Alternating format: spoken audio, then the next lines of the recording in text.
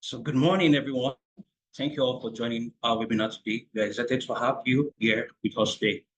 To kick things off, I would like to introduce Vivian Agunabo, the Chief Operating Officer of Kimberly Ryan, who will be giving the opening remark. Thank you. Thank you very much, Dayo, for the introduction. Good morning, everyone. And as introduced by Dayo, my name is Vivian Agunabo. I'm the Chief Operating Officer at Kimberly Ryan Limited, and I'm really excited to welcome everyone to our first edition of the Kimberly Ryan webinar series.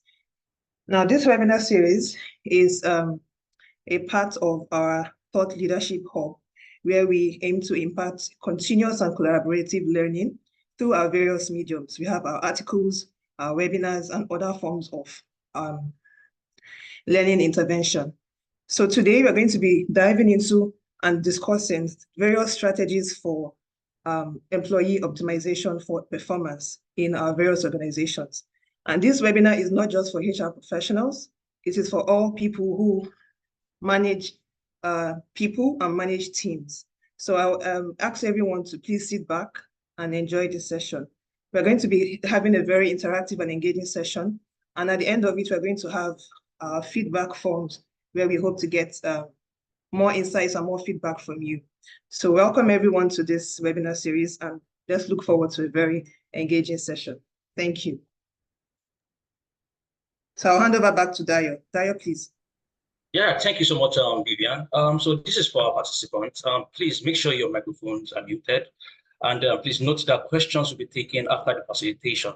You can either type your question in chat box or note them down to ask during the Q&A session. So at this juncture, I would like to introduce the facilitator for today. Adewale is a driven and ambitious human resource professional with over 8 years of experience, currently serving as a human resource consultant with Kimberly Ryan. He leads the outsourcing and learning and development units, managing employees across 30 states in Nigeria. Adewale's career highlights include coordinating training projects for major organizations like Nigerian Port Authority and leading recruitment initiatives across various sectors. He has also contributed to the international research on skills development in Nigeria. Known for his strong people management skills and leadership by example, Adewale is passionate about helping people become their best versions and believes in the principle that what is worth doing is worth doing well. Thank you. Thank you, Adewale. Over to you. All right, thank you very much, Dayo, for that introduction. And thanks to every one of us that have joined us today. And as our CEO has said, that's going to be very informative and we'll learn quite a lot of things in the course of this session. So I would like us to be open-minded. And then at the end of the session, we have time for questions, then we can ask our questions. So the topic for today that we're looking at is optimizing employee performance. And as it goes, this speaks to more than just the HR professionals. It speaks to everybody that works with employees, both the HR professionals, the managers, and the likes. So to start with, I will start with this quote. It says, "A leader takes people where they want to go. A great leader takes people where they don't necessarily want to go, but out to be." I'll take that one more time by Rosalind Carter. So a leader takes people where they want to go. Meanwhile, a great leader takes people where they don't necessarily want to go, but they ought to be. So this is talking about us as leaders. When I mean leaders, I don't necessarily mean the head of the organization. But in one way or the other, if we are moving people from one position to another, we are leaders, right? So this is saying that we have the responsibility of helping people to perform well. That's taking them from where they are to where they are supposed to be. I remember a story while we were in school. It's like a myth when I was in the university that we heard that there was a particular department that in the course of the graduation ceremony in school, that they called the HOD of the department and they asked him that how come you don't have any students on the list of graduation? Then he said, my student failed to graduate. And I remember the myth then was as if, oh, it's either the students are not serious or the course was so difficult that people are not passing. But what they didn't realize then was that they were demarketing the school and the course. Because it means if people are not performing, you as a teacher or as a lecturer, as it may, you should have helped people to do better in what they do. And we have this case happening in the organization as well, where you go to for a management meeting and you see a manager coming out and telling you that my people are not performing or criticizing their employees. So my own question to them, whenever we are speaking to any of our clients is, so what are you doing as a leader, as a manager of that unit to take people from where they are to where they are supposed to be, which speaks to how to optimize the performance of the employees that you are working with. And for HR professionals, because we play a very key role in the organization, the onus is on us to ensure that these managers are properly guided on what to do, because that's our own core and we are supposed to play this supporting role in that regard. So what do we mean by employee performance? So employee performance, we mean basically the level of contribution, effectiveness, efficiency with which an employee carries out their responsibility and task within an organization. If you look at the keywords there, it talks about the level of contribution, talks about the effectiveness of their work, talks about the efficiency of the employee in terms of the organization, so as to achieve the goal of the organization. And we have here that it encompasses both the quality of work performed and the outcomes achieved by an employee. So this short definition just speaks to what we are trying to talk about in terms of employee performance. That's what are they really doing in the organization. In terms of optimization, so we are saying here that optimization of performance is very crucial, whether we like it or not as an organization. We've had cases where when employees are not performing, the first thing the HR and the manager does is, oh, let's kick them out. No, but that is not how it's supposed to be, right? Especially in this time and age, I find ourselves that there is high mobility in terms of talents. People are moving here and moving there. For you to be able to sustain your pace as an organization, you have to be able to use those that you have, at least get the best out of them. And so companies are not only, cannot only drive operational excellence, but also cultivate a motivated and engaged workforce. So when you optimize the performance of employees, you are not only getting your own goal, you are even getting your employees to be happier and more eager to come to work. And there's this example I would like to give. I once met someone and he was in 200 level then, and I asked, what do you think about the course that you are studying in the university? Say, oh, I don't like this course. I hate this course. I don't know why I'm doing this course. And I asked for that question, that, okay, how are you doing in terms of your marks? Said, oh, he's poor. He's only getting ED. Do you know that this person, after a while, by the time he got to like 400 level, he started doing well, started performing. The next thing, and now ask again, how do you feel about this course? That, oh, I love this course. In fact, it's as if it was made from heaven. What's the difference? Because he is now performing better at the course. He feels more engaged. He's happier with the course. Same with our employees. When employees are performing well and they can see their own results, when they are happier with themselves, you see that they'll be more engaged. That's why for us as managers or HR professionals, this has to be one of the most important things that we have at the back of our mind. Now, let's talk about the impact of employee performance on an organization. What are the impacts? Number one is productivity. When your employees are performing optimally, of course, you expect productivity. They are performing well, you start seeing the results in their work. Also, quality of work, right? When the employees are performing well, the quality of work, the output is better. Your clients are happier, which speaks to the customer satisfaction.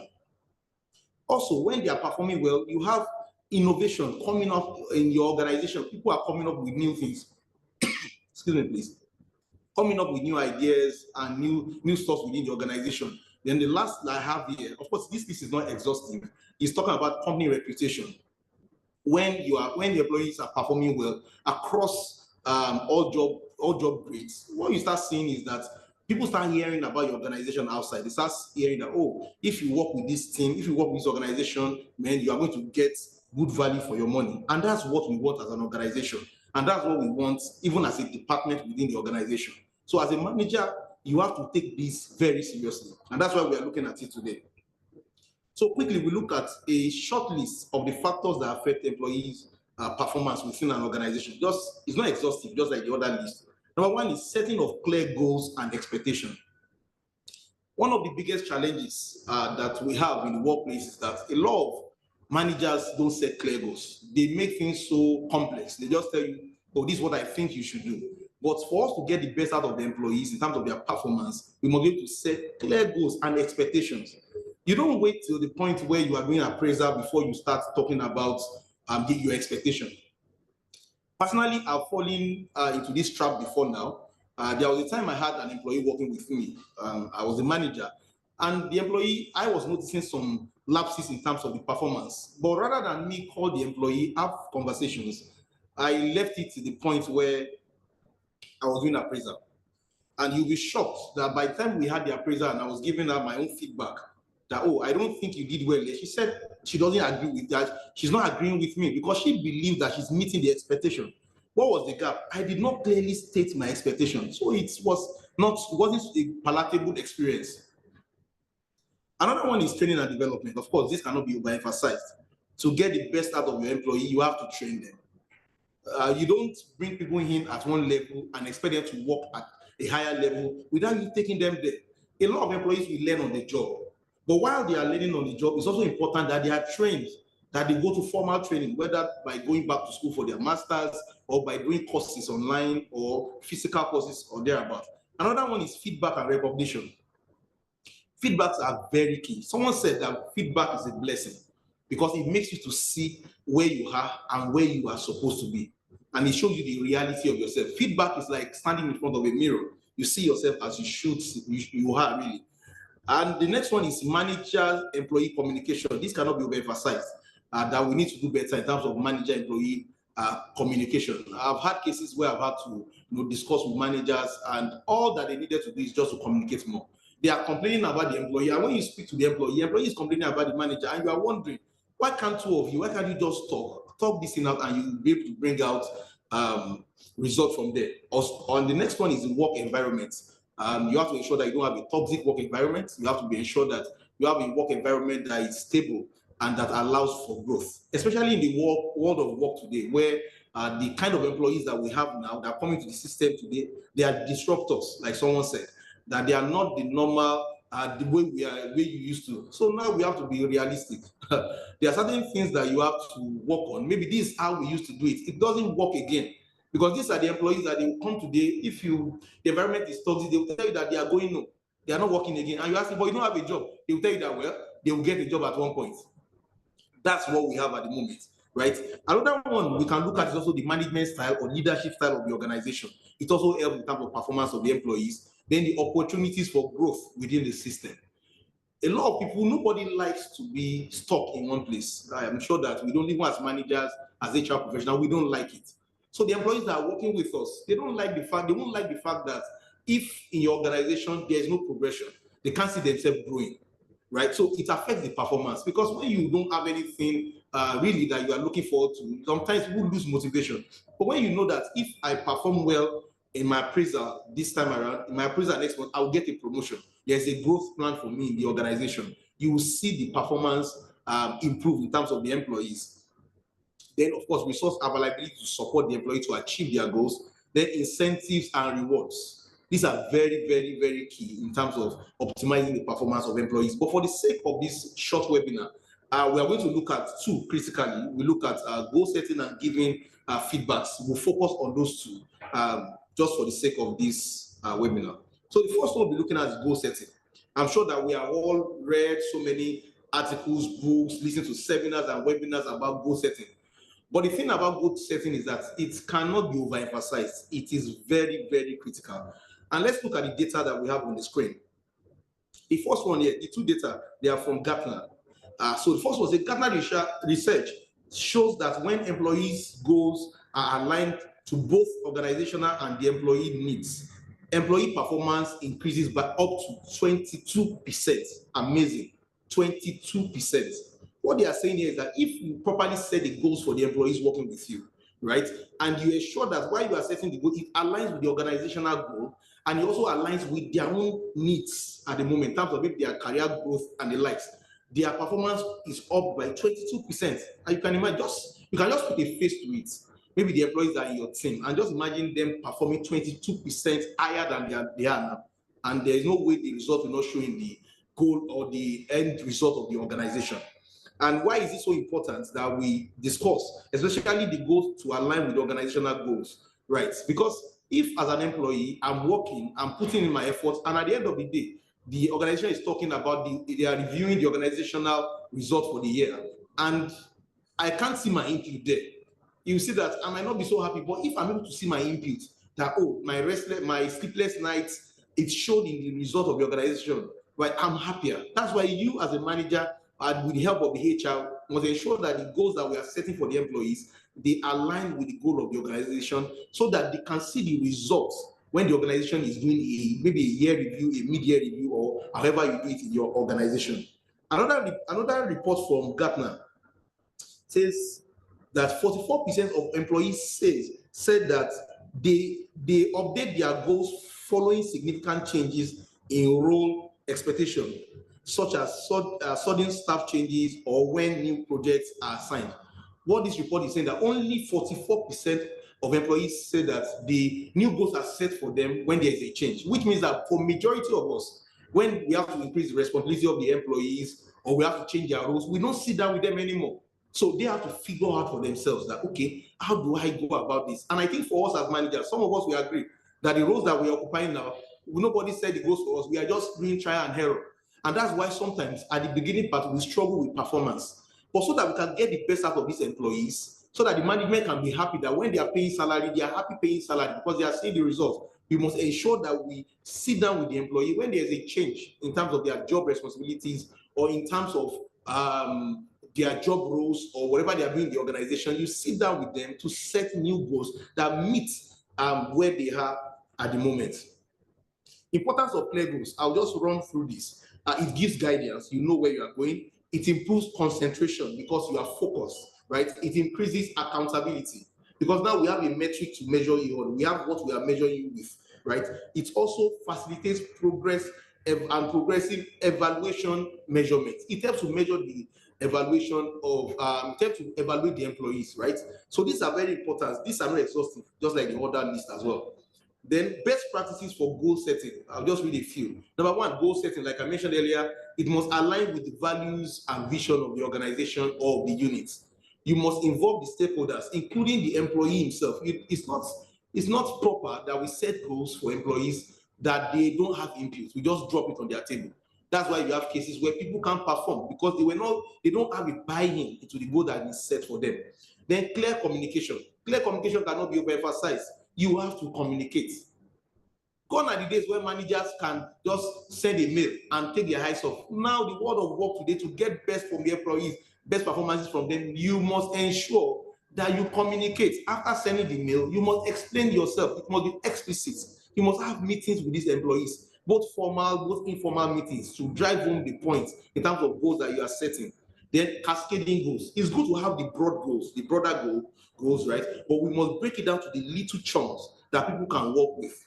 Because not everybody is able to break down the big goals of that you have set for them. You must be able to help them to cascade it down to the daily routines, if possible. Then, of course, setting SMART goals. All of us are all aware what SMART goals mean. And of course, introduce goal monitoring tools. It's very important right from the onset that they know that the goals that you are setting for them, they are being monitored. So that they know that at the end of the day, we are going to sit down and do an appraisal or a review of these goals that we have set together. So these are very important in terms of goal setting for employees. Then what are the methodologies? We have quite a number of methodologies. It's not exhaustive. But for the sake of this short webinar, we look at just 3 of them. The first one we look at is OKR. For HR professionals, I know we might be used to this. For managers, some of them might not be, but OKR simply talks about objectives and key results. For objectives, we are talking about broad and qualitative description of what you want to achieve. So you look at the word qualitative, that means what you want to achieve. If you see my hand, what you want to achieve, right, as a whole. But we now talk about key results.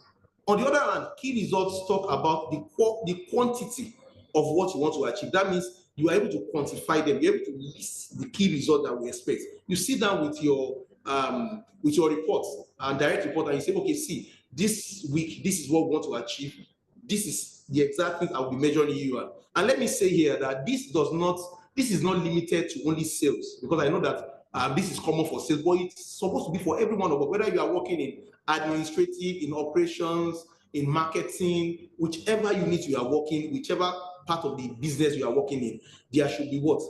The key results can be used. So objectives, setting the objective straight, and key results. And we say here that they are quantifiable, achievable, and they lead to objective grading, which means you measure the objective.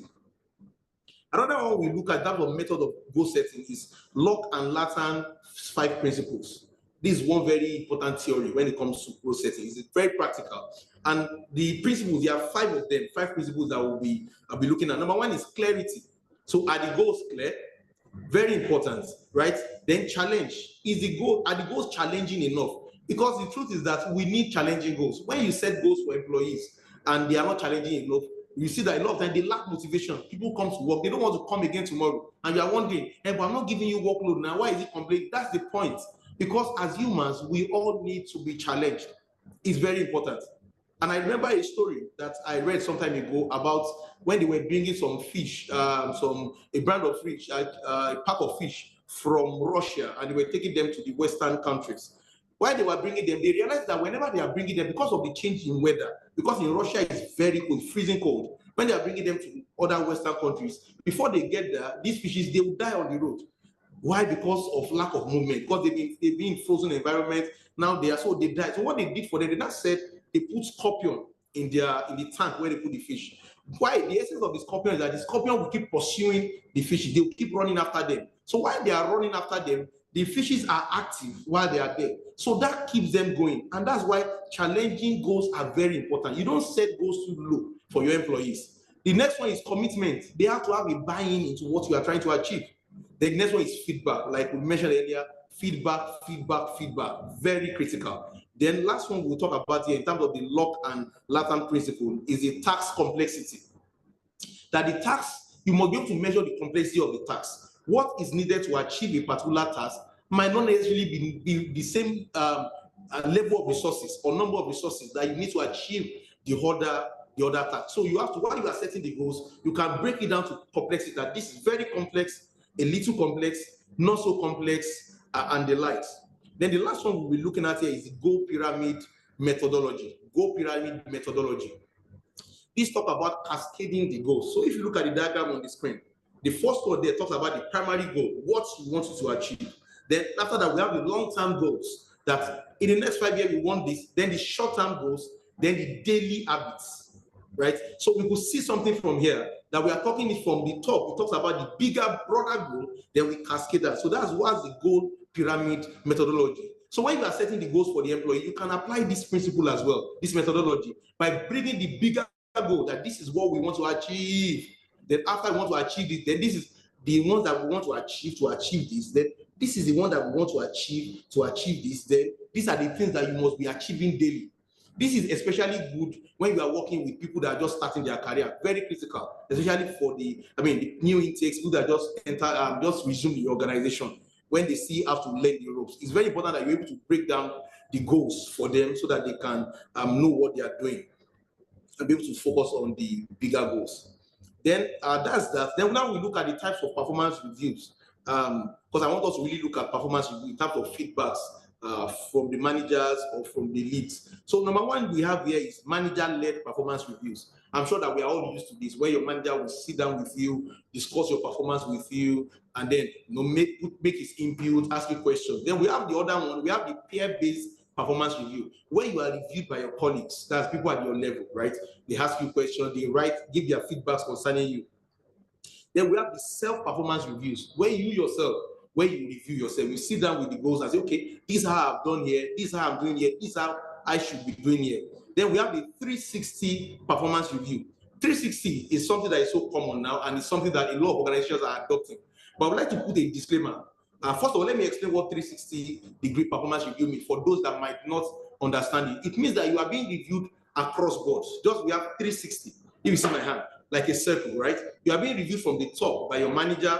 You are being reviewed by this from the side by your colleagues or your peers. Then you are being reviewed from the down from your subordinates, right? So 360 review. But it's very important that we also mention that what works for every organization might be different. The fact that 360 performance review is so common and doesn't necessarily mean that every organization can adopt it.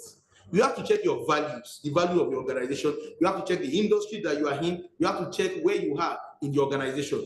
All these are supposed to assist and help to choosing the performance review that works for your organization. Then let's really look at how to conduct effective performance review meetings. I know this might look simple, but I want us to discuss this, right? How to conduct the meeting. I've found out over time that the biggest challenge in the organization or the managers have, a lot of managers have, is how do I talk to my employees? There are two ways to it. Either you have an employee that you are very close to and they are not doing well. You find it difficult. How will I do? I don't want her to feel bad, right? Another one is the employee that maybe you've been having issues with. You don't want to have that conversation because you feel if I have the conversation and she will say I'm attacking her, I don't want to have that conversation. But these meetings are very important, if not for anything, for the sake of the organization, because there's need for us to have these meetings, right? A lot of times for us, for we the HR professionals, HR managers, HR officers in the organization, we are in position to facilitate these meetings. But in case where your HR manager is not doing it, as a manager, you must ensure that you do this. So I want us to look at how can we conduct these meetings effectively. Underline the word effectively. Number one is preparation. You must be prepared. There's no, you can't overemphasize that, right? Gather comprehensive performance data, review goals and past feedback. I've heard or I've seen so many cases where the manager will sit down with the employee and they will start arguing on the performance. The employee will be saying, manager will say, there's something you are not doing. The employee will ask the manager, sir, I can hear you, but what exactly am I not doing well? And the manager is saying, I don't know. But sir, please, I just need it. Why? Because the manager was not prepared. He or she did not gather enough information. So before you have this meeting, you must be equipped with the right and sufficient information. And you must have reviewed the goals and look at the past feedbacks that you have given this employee so that you don't have a case where you are nagging. You keep saying the same thing over and over again. Then the second one talks about conducting the review. It says start with the positives. It's very important that you start with the positives so that you're able to break the ice. Then provide constructive feedbacks. Don't let it become a personal attack. Then be specific and use examples. This is very critical. You have to be specific. If you are saying that I'm not performing well, you should be able to tell me that in this area, you didn't perform well. In this area, you performed well. In this area, you didn't perform well. And this is the example of what I'm talking about. This day is very important so that you're able to communicate effectively. Another one is engagement. Ensure that the employee is also talking and you are not just the one talking from above. Then, of course, follow up after the meeting. Make sure that you have clear follow-up plans immediately you are rounding up the meeting. Then how do you conduct the meeting? Just to buttress on what I said earlier. It's number one as well, gather data. Then set agenda for the meeting. Before that meeting, make sure that you have your agenda set and that the employees are aware of what you are about to discuss in the meeting. It's very important. You cannot dodge from it. A lot of times what managers do is that they want to catch the employees off guard. So they just call the meeting all of a sudden. You won't get the result. You might be successful in pushing down the employee, or pressing the employee, but you won't get your result, which is to optimize the performance of that employee. So you must let the employee know that this is what we want to discuss. Then create a positive environment. Like if possible, make sure that it's as private as possible. A lot of managers or HR people, they give feedback in front of everybody. It's not proper, right? Even though you can have your team meeting, team review, but for a certain level, when it comes to performance, it's better or more important that you have private meetings. Yes, you can have the HR there maybe for the sake of record and all. The HR can be there just as an observer, or as a facilitator of the meeting. But it has to be as private as possible so that the conversation is not, so that the employee doesn't feel you are reporting him or her to the whole organization or you are exposing their weaknesses. Then the structure of the meeting. We talk about the opening, that's the welcome and purpose of the meeting. Then also we talk about the review of the performance, that's presentation of the data. review of the performance, then the employee inputs, get input from the employee, then also develop the performance improvement plan. So I was talking about the preparation for the meeting. So I said I gather enough data, I set the meeting agenda, then create a positive environment. And I said that ensure that it's in private place, but you can have the HR be a facilitator or an observer so that everything is on record. Then moving to the next one, how to conduct the meeting. I talk about the opening, welcome and purpose of the meeting, then to review the performance itself. That's present the data that you've gathered, that this and this and this, based on what you have agreed on with the employee. Then, of course, get the employee's inputs, then develop the performance, after that, develop the performance improvement plan with the employee. Now you have heard what the employee said about the excuses they give about why they are not able to achieve this or that or that. So you're able to set your performance improvement plan. And I mentioned earlier that performance improvement plan should not be a punishment. It should not be punishment, right? It should be a way to actually help the employee to do better at what they are doing. Don't forget, the goal of all this is to optimize the performance of the employee. Then provide the support that are necessary, the resources that you need to give them, the training, the mentorship. Let them be aware that they are not alone in this, that you are there with them, you support them as much as you can. Then you close by what? Summarizing everything, documenting the agreed points. That's why sometimes you might need the HR to be there. And for HR professionals that are here, you might need to be the one to facilitate this and take the record so that both of them, so that when next you're having a review, you have something to build on. Then best practices for effective meeting. We are rounding up now. It talks about being specific and objective. Objectivity is very important. I know that before the meeting, you already have your ideas, you have your reasons why the employee is not doing what they are supposed to be doing. But you'll be surprised sometimes that during this kind of meeting, that a lot of things will come out. And you might, a lot of the time, some of the fingers will be pointed at you as well. Maybe there's something you are not doing well. Maybe there's something you need to do better. So be objective, be as objective as possible. Then active listening. This is very critical. Someone said that a lot of people listen to respond. That should not be the case when it comes to performance review. Let me tell you why these performance review meetings are very important and they are personal. They are personal because every employee knows that if they don't perform well, they are about to lose their job. So it's very personal. And they know that if they perform well, they can get a salary increase. So for this reason alone, the employees are not coming there to come and laugh or smile with you. They are coming to come and hear feedback from you, and everything that you say, it counts. So that's why you have to make sure that you listen and not just shut them down. As you are studying, you listen to them. Then the last one is collaborative problem solving. That's why I said you have to involve them when you are doing the work, when you are creating the performance improvement plan. It's very important. Then you encourage them to take ownership and accountability of their own task of what they are doing. Then lastly, in conclusion, say optimizing employee performance positively impacts the overall health of the organization. Employees are happier and they are more confident in their own ability and they deliver better results, helping the organization to achieve its objectives and maximize the revenue. What's the revenue? The salary that you are paying, right? Like I mentioned at the beginning of this webinar, that times are different, right? This is a time where people are living at a very high rate. In HR consulting, we call it mobility, high mobility. People are moving, and you cannot, there's a limit to what you can do about that. But what you can do on your own part is to ensure that you get the best out of the employees that you have, you maximize, you optimize them, you empower them, you encourage them, and from there you get the necessary results that you need to get. So I think I'll be stopping here. Thank you very much for listening in, and so apologies for the time that I dropped off. Thank you so much. So Dayo, I think I'll be handing over to Dayo now. Thank you very much. All right, thank you so much, Waleed. That was a wonderful delivery. So at this juncture, this is the Q&A session. If you have any question, you can ask. You can also use the chat box to ask questions. So we'll be giving you 10 minutes to ask your questions. So you have the floor. If you have a question, you can raise up your hand. I'll call on you and you can ask your question.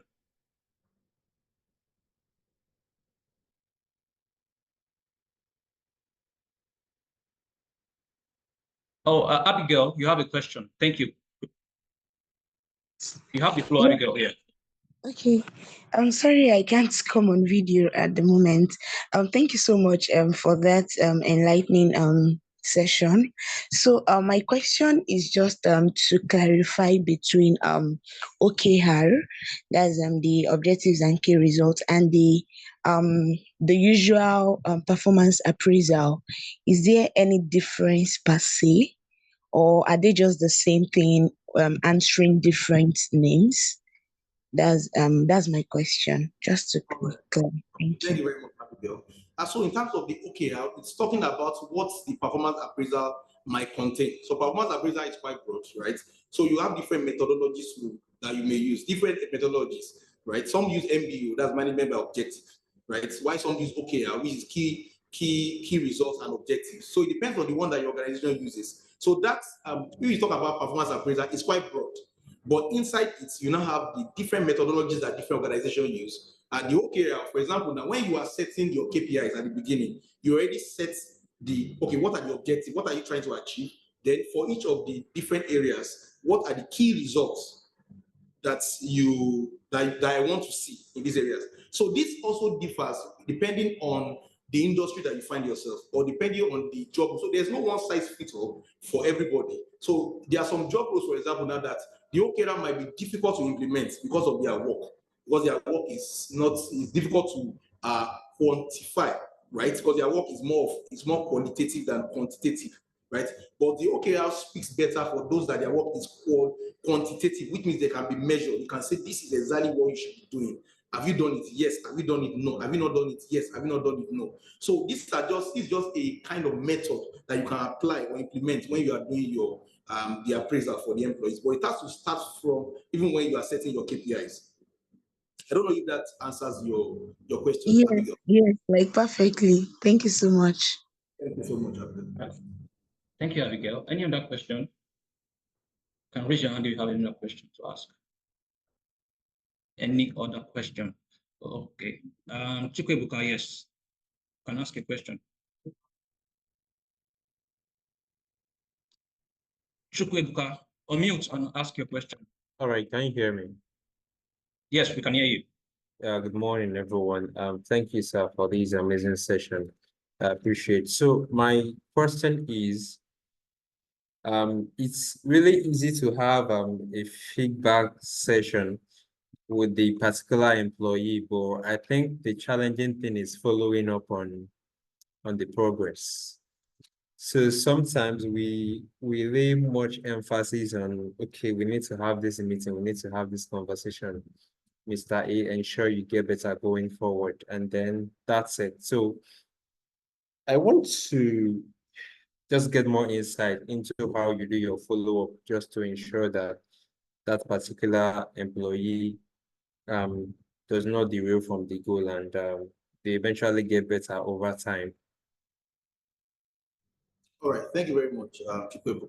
So for this, you are right that follow-ups are always a challenge sometimes. So let me talk from personal experience first now, before I even go to principles. So from personal experience, what I've learned to do is to make it an ongoing process, right?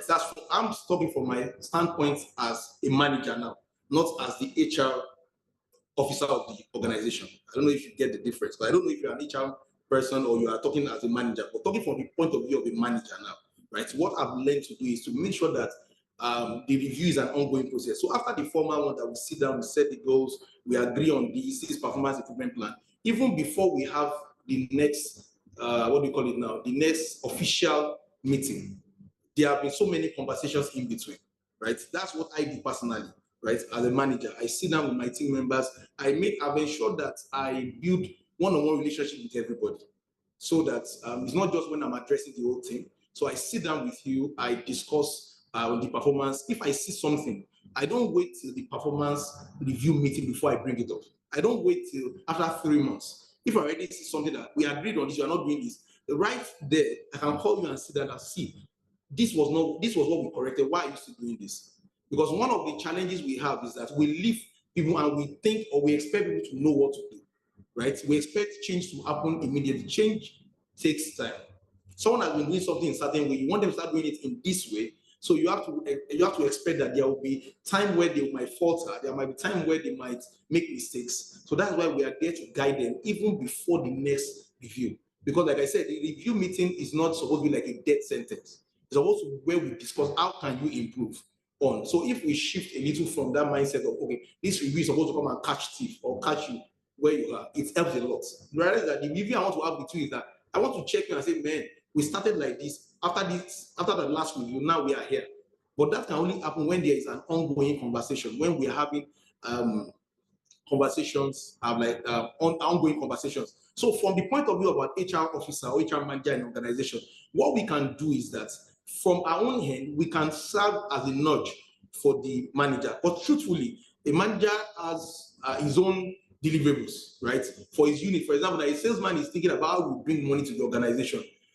It's not primarily thinking about how will this person meet up with the performance goals. It's HR that is really thinking about that. So what HR can do in that regard is ensure that we remind the managers, we serve as the nudge, we serve as the enabler from the back end. Okay, no, we had this meeting 2 weeks ago. I don't know, how is this person doing now? What's been happening? So if the manager is saying that nothing has improved, you as an HR professional, HR manager, you're able to advise, okay, this is what I think we should do. Before the next performance review meeting we will have with this employee, let's try this. Can you try this? Can you try this? And you see that there will be better results when you are meeting next, so that you are not meeting every 3 months and you are discussing the same issue over and over and over again. I don't know if that addresses your question, Ebuka. Very well, sir. Thank you very much. Thank you very much. Thank you, Ebuka. So let's take one more question. Any other question from any of the participants? Any other? Oh, Moturayo, you can ask a question. Hey, good morning once again. Thank you very much, Wale, for the amazing session. So, while the webinar was going on, you mentioned something about aligning the organizational goal and the employee goal to like maximize the employees' performance, and also to like that we in turn maximize the organization's revenue. So I want to ask, like, in a situation whereby an entry-level employee that does not outrightly have like a career path, or like that does not outrightly like have like a goal set for themselves, how can the employees be helped to like set the right goals and that will help them perform effectively at their work? Thank you.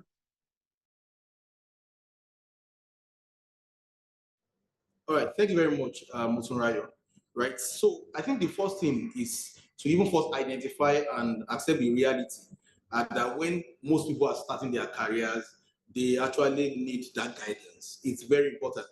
And I think for my own little experience, what I've seen work is that you have to ensure that you have, if you are the HR, if you are talking from the point of view of the HR, you have to ensure that you have a system within your organization that you have a bit of career counseling, right? Or a bit of intentional mentorship within the organization.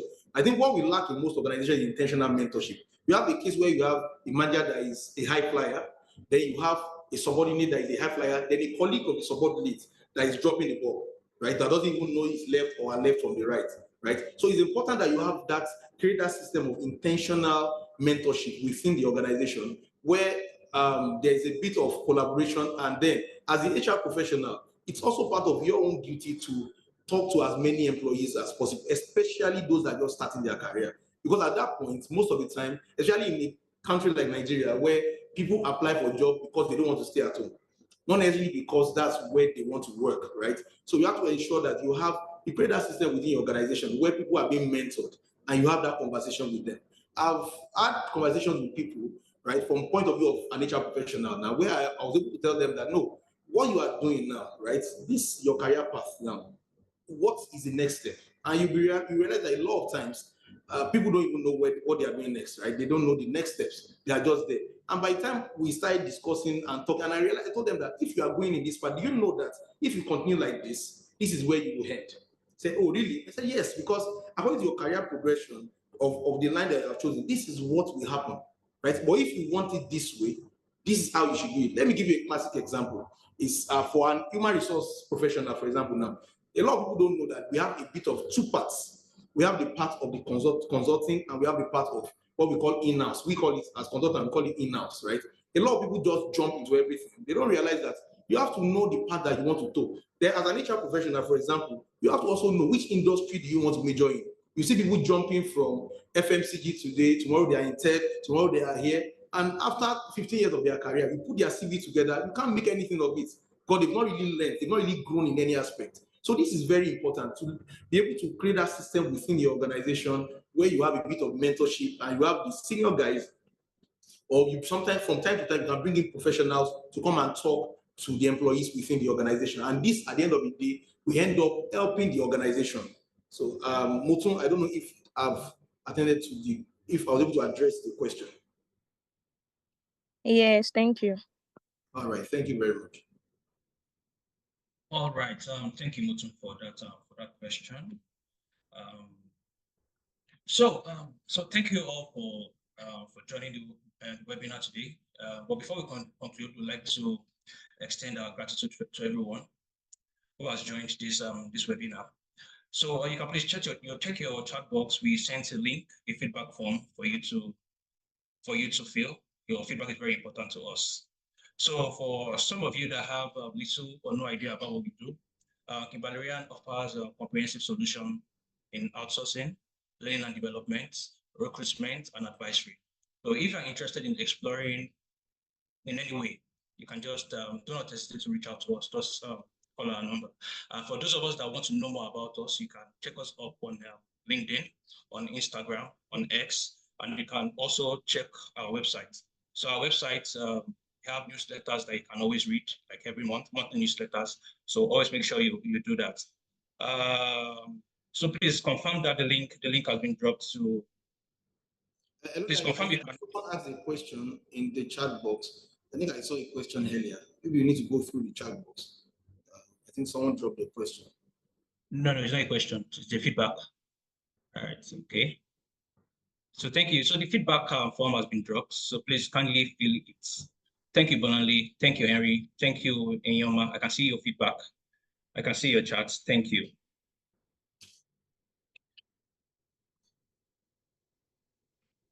So yes, so by giving you like 5 minutes, you can just use the link to fill the forms. Please follow us on Twitter, follow us on Instagram, on Facebook, check the website, and check out our services and our newsletters.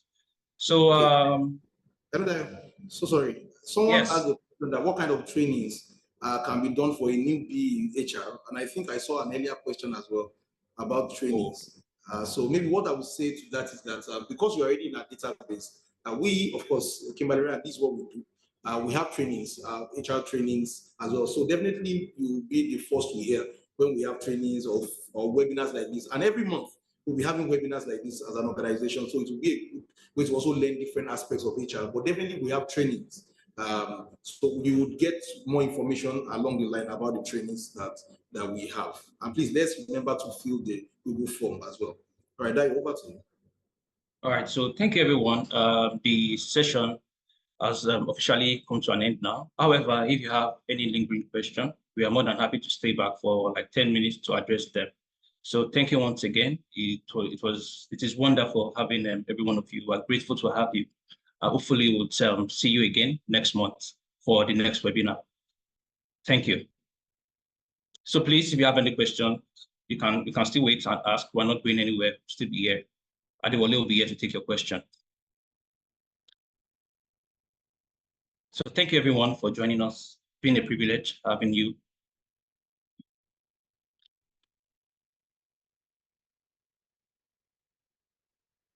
Okay.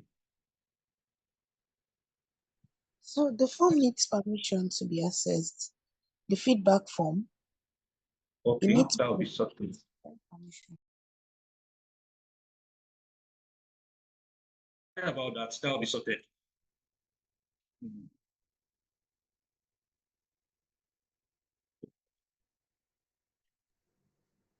Okay. I think we are already working on that.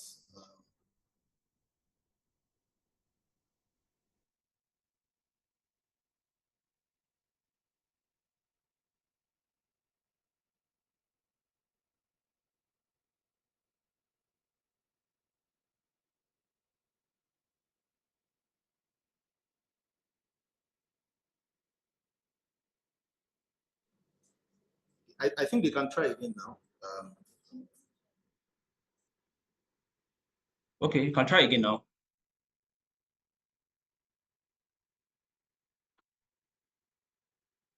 So you can try again now. No, thank you, Dapo. Thank you, Magaji. Thank you, Caroline. Thank you, Motolani. Thank you, Henry. Thank you, Temi Tokwe. Thank you, Ibrahim. Yeah, I can see your chats. Thank you, Olasunji. Thank you, thank you, thank you. So please confirm you've been able to access the form.